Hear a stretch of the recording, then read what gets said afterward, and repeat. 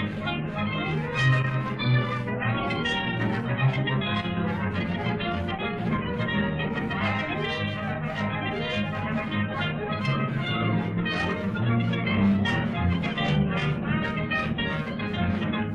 and welcome to ABC's Film. This is another Best Picture one that we're doing. It's All the King's Men. It won the Best Picture in 1950.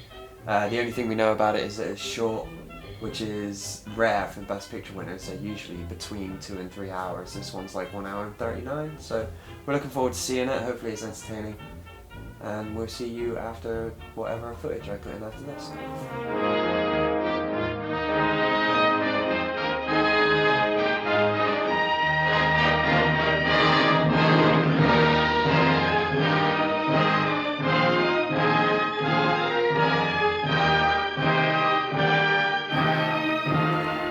So All the King's Men is a film about a person in a state. He starts off running for the state treasurer. He gets kind of pushed around by some local toughs. Sorry, Willie. You'll have to move on. Why? City Ordinance number 105.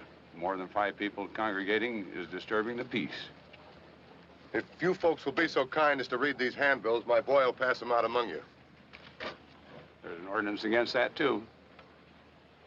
Pass them out, Tom. Let them alone. Get that camera. Willie, you're under arrest. He loses the treasurer's race, he gets a law degree, then he gets roped into running for the state governor after giving some rather impassioned speeches. He loses the first governor's race, he goes on to win the second governor's race, and then he becomes quite corrupt and starts bumping people off and doing dodgy deals and dirty stuff, and it goes on from there. Yeah, it's pretty much he starts getting corrupt and then it's just scene after scene of him getting more and more corrupt until... See, my interpretation of the film is that he was always that way. It's not that he started off idealistic and then became corrupt. You did clock it early on. You were just kind of like, no, he's corrupt. It was an obvious plot point where it's like he's an honest man, and it's like they're going to subvert that later. I thought there might be something at the end where somebody would uncover something about his past that would show that he was always corrupt from the beginning. Yeah. Like, there's a scene early on where these school kids are walking down some stairs on the outside of a building, and the stairs come loose, all the kids come off and die. And I thought maybe it would come back to that, like he loosened the stairs or something, and that's how he sort of managed to rally everybody together. When do you think Hiroshima and Nagasaki happened? No, Russia. Oh. Russia didn't get until like a little while after. Holy shit! Children. Fucking hell. Something happened. That's a bit too Machiavellian, I think. Well, sure, but something like that. Yeah, but I thought it was gonna that's happen. a little bit too on the nose. Measure of the damages is caused by A breach a breach of an agreement of an agreement to sell personal property. to sell. Oh, 2 years of this. Go on, Willie, go on. Willie Stark, Bachelor of Law. If you'll just let me take your case, really, I'll wait for my fee just as long as you want me to. One thing I didn't like about it is that he starts off very idealistic and then his character changes completely in the interim. There's a very short montage in the middle of the film where it's like the 4 years between the gubernatorial races, and then after that he's turned into the Willie Stark who is, very corrupt and very bossing people around, and there's not really much indication of that beforehand, so it doesn't really show the character progression. And that's something else I think you can criticise quite a lot about the early scenes in the film, is that it moves from scene to scene very quickly and there's not really much characterisation there.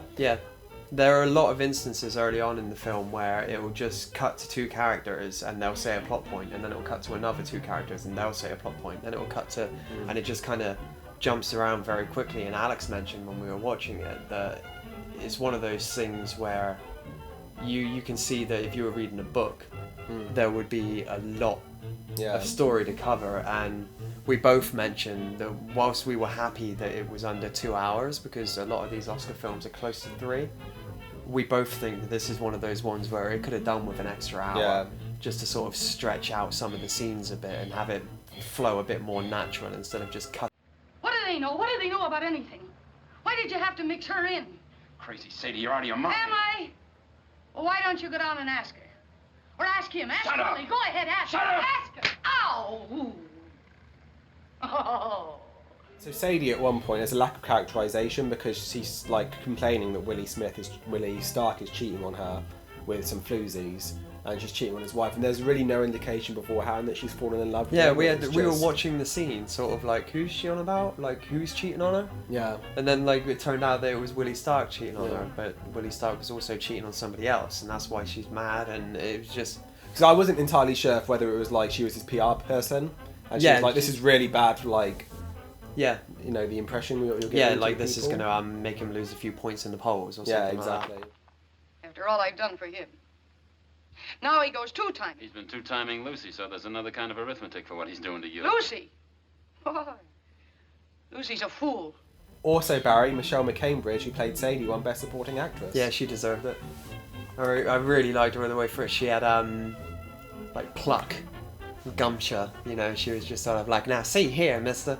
That sort of like sassy, like 50s movie star. I know it was in the 40s, but... Yeah. There was like, but also she played the voice of the demon in The Exorcist. Interestingly Captain enough. Howdy. Oh. Oh wait, hold on. The voice of the demon or the voice of the little girl? I don't know, Because Barry. at the end there's a scene in The Exorcist, isn't there, where you hear like the demon, but like Yeah. did she do the Well- voice of, you know, like when Linda Blair's like, your mother sucks cocks in hell? Is that her? Possibly. We can look it up.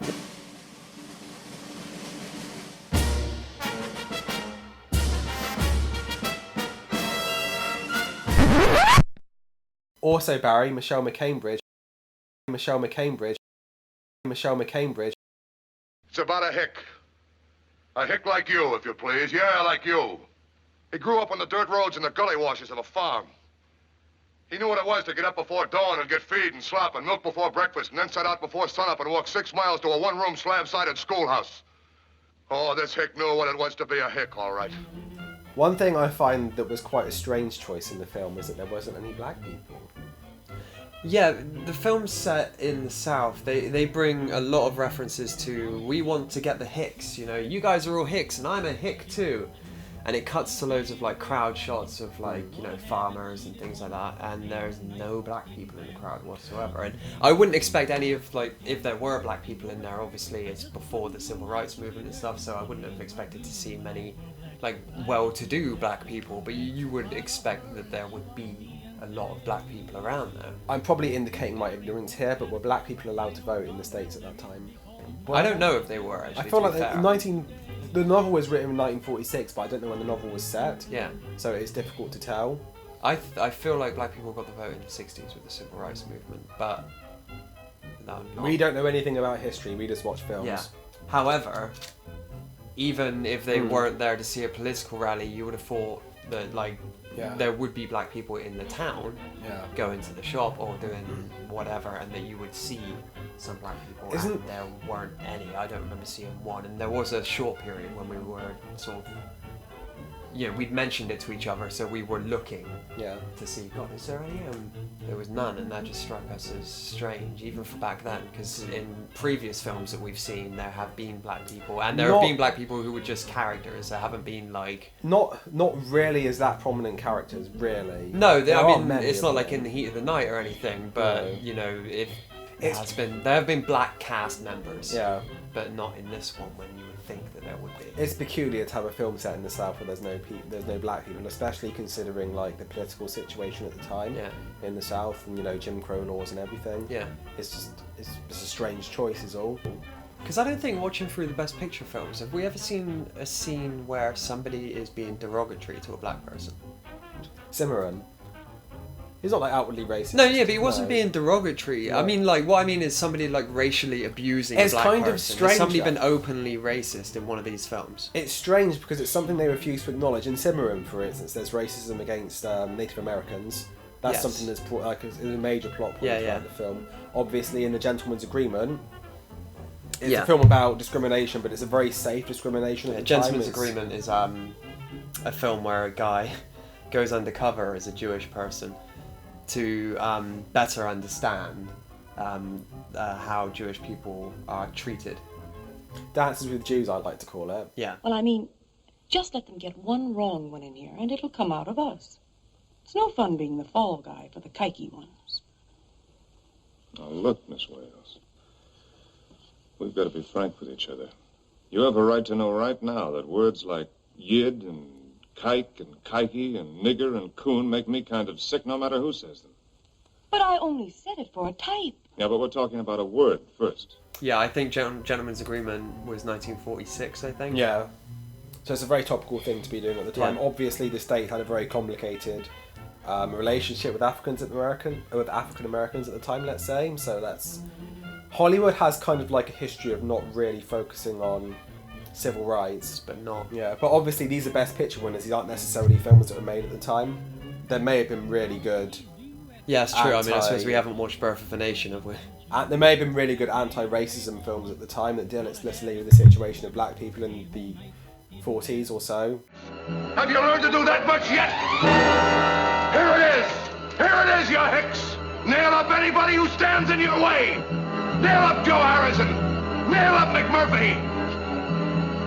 And if they don't deliver, give me the hammer and I'll do it myself!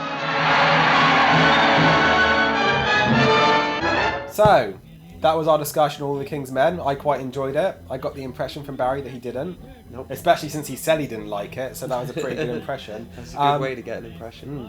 If you liked it, please like and subscribe, and join us in 2 weeks' time for our discussion on Spirited Away. It's going to be a fun time, Barry. Yeah, I hope so. I haven't seen that one.